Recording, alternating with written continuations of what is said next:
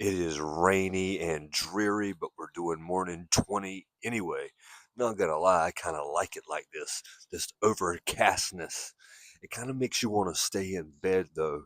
And so getting up this morning knowing that we're gonna come out here and it's gonna be a little chilly, it took a little bit more a little bit more motivation. But one of the things that got me up was just the fact that I wanted something to drink so bad.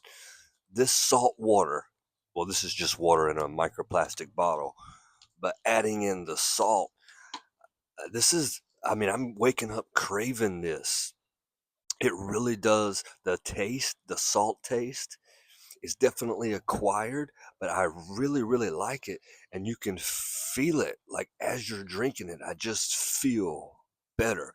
So remember, when we wake up, we're about three things. Any morning routine got to address these three areas. We got to hydrate because we're dehydrated.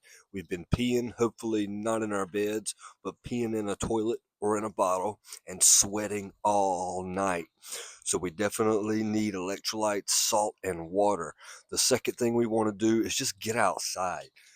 Getting sunlight is best. It'll signal our body to wake up, start some vitamin D production. Even if it's overcast like this, it's still good. You can still get vitamin D production. You still can get some sunlight just like this. A lot of people prefer this way, actually. But after we do that, we've got to do some type of physical activity like walking, even deep breathing. But for me, I've been doing push ups, might try to do some burpees again today. We want blood flow. When our blood starts flowing, the oxygen is going to start going into our brain. This is going to release that mental fog that you wake up and we walk around like zombies for like an hour. At least I do anyway. Even after I drink my coffee, I'm still completely out of it. By adding in the physical part of the exercise in your morning routine. And again, this isn't anything crazy. This isn't going to be some gym replacement or anything like that. It's just some exercise to get some blood flowing, get us awake, get us alert. All right, here we go. Every time I do this, I feel like I'm mixing up like some secret concoction, like some potion of power. And all it is some salt water that I probably don't shake up enough and leave too much at the bottom. But I'm still definitely into this, not gonna stop, loving my salt water drinking routine, and I'm highly recommending this to each and every one of everybody. Already feel a lot better. Instead of rambling today, I think I want to get right into the physical part and we can talk afterwards. Return of the burpees. I actually felt a lot better doing these. I was concentrating more, trying not to look like a complete jackass, but still doing 15 of these when I watch people, knock out like 40 or 50 of them. I got a long way to go, but if these mornings keep coming, then I'll keep putting in the work. So I'll definitely be getting better at the burpees as long as I keep waking up every day. Also, shout out to my cats. They're probably my biggest fans. They're feral cats, but I love them anyway. Hey, and another little side benefit of all of this is getting a nice little pump in the morning, especially when you don't have any food in your stomach. You get to see how lean you actually are. Ooh,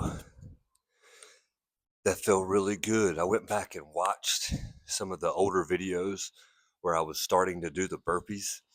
And I don't know why, but I thought a burpee at the end, you had to do a little bit of a jump. And I was watching my jumps. I mean, they're absolutely atrocious. I mean, there's a good reason why. I've had 6 knee surgeries. And so I'm really scared to jump too high to cause any kind of impact on my knee. It kind of freaks me out a little bit. But anyway, I went back and watched some other people too. And nobody's jumping at the end. I mean, you can if you want to, I guess. You can do all that crazy, like when you come up, touch your shoulders or leg kicks. I'm not trying to get too fancy. I'm just trying to wake up. So today I did 15, I think. It was just enough. I had to pause the video and catch my breath. I didn't want you to, you know, I look like a dog that's just hassling after it's been running, or a cat that's about to like hack up a hairball. That's what I feel like. But after, I catch my breath, feel a lot better. I feel good. They're definitely accomplishing what they want to accomplish. Expecting the best, though, it is dependent on a couple of other things. The first thing is our identity, who we are, what is our purpose. If we don't understand who we are, then we're not going to be able to put in the work that reflects our identity. So, step one is just figuring out your purpose in life. A lot of people don't even know what it is. I didn't know what mine was for a long time. I mean, it's not like we're born with our purpose stamped on our forehead, or, it's not like the old days where if our dad was a king, our purpose as a prince was we're going to have to be king one day. We don't have that type of thing anymore, which is kind of cool because we have a lot of freedom. We can exercise this freedom and we can be and do whatever we want to be. The problem is we just get misled. We never figure out who it is we actually are, so our actions will never follow or come from that identity. And so we never get to our end goal, all because we never figure out who we are. So if we're going to expect the best, we have to have the best self perception of ourselves. After we have that, our identity, we have to have the best work ethic, because it's our identity, the actions that follow this identity that give us the results that we want. And these results, what we're going to learn and expect, is the best. But we can't expect high quality output with low quality inputs. And so this is why I'm doing this video. It's why I'm making my morning routines better. I want to solidify myself.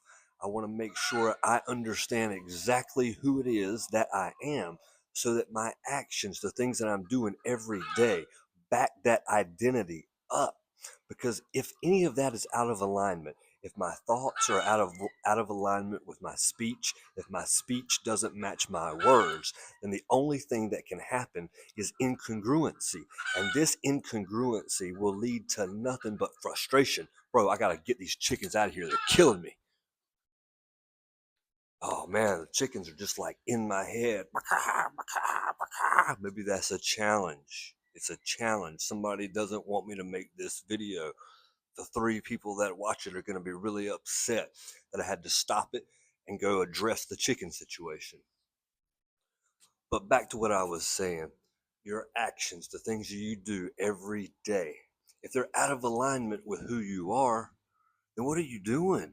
You can only expect frustration because it's not in alignment.